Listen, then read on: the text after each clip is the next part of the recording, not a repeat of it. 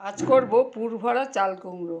আলুটাকে সেদ্ধ করে মেখে নিয়েছি, 1 চামচ চাট মশলা দিয়েছি, 1 চামচ কাঁচা লঙ্কা ছোট করে কাটা, বড় চামচে 1 চামচ মশলা, ভাজা মশলা। এটা বাড়িতেই আমার করা থাকে।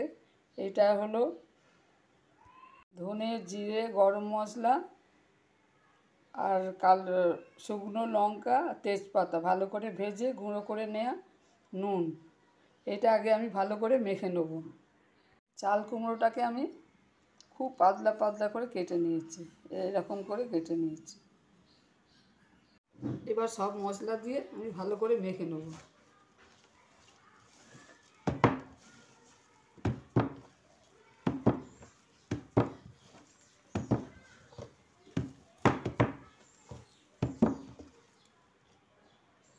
মশলাটা মাখা হয়ে গেছে, আলুর মশলাটা।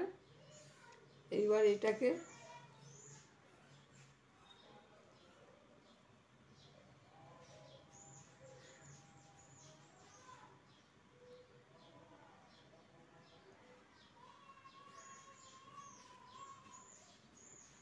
এর উপরে আরেকটা চাপা দিয়ে দিলাম।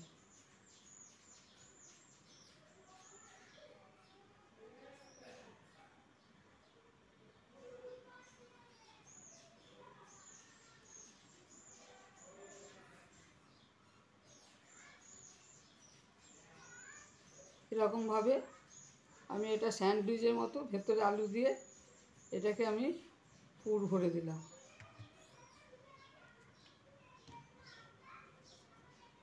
আবার একটাকে করলাম।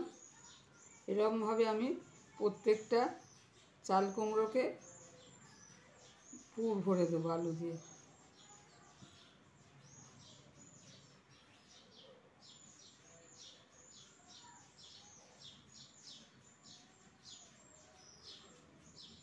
এরকমভাবে আমি প্রত্যেকটাকে পুর ভরে রাখবো।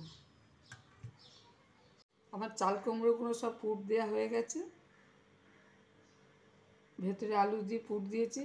এবার এটাকে আমি ভাজবো। ব্যাটার করার জন্যে 1 কাপ ময়দা নিয়েছি, একটু গুঁড়ো লঙ্কা নিয়েছি, পরিমাণ মতো নুন নিয়েছি আর 1/2 চামচ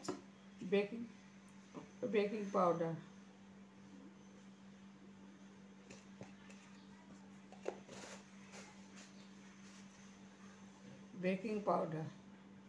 এটা দিয়ে এবার ভালোভাবে আমি মাখবো।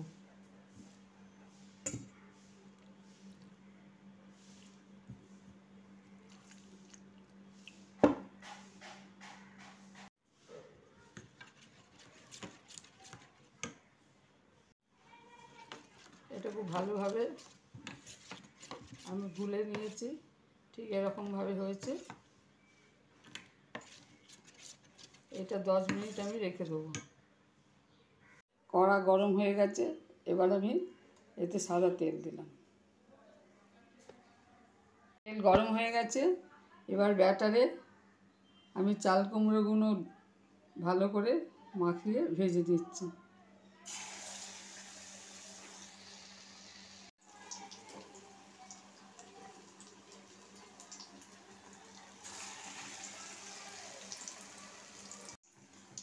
আমি এটাকে উল্টে দিলাম।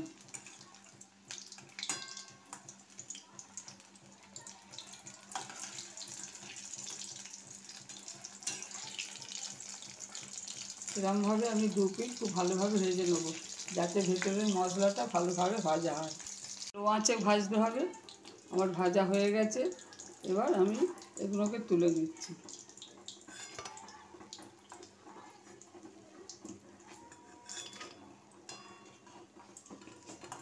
এরকমভাবে আমি প্রতিটি চাল কুমড়োটা ভেজে নেব। চাল কুমড়োর স্টাফিং ফ্রাই আমার হয়ে গেছে। এরকমভাবে আমি সমস্ত চাল কুমড়োগুলো ভেজে নেব। স্টাফিং চাল কুমড়ো ফ্রাই আমার রেডি। যদি এই রেসিপি ভালো লাগে শেয়ার করবেন, সাবস্ক্রাইব করবেন।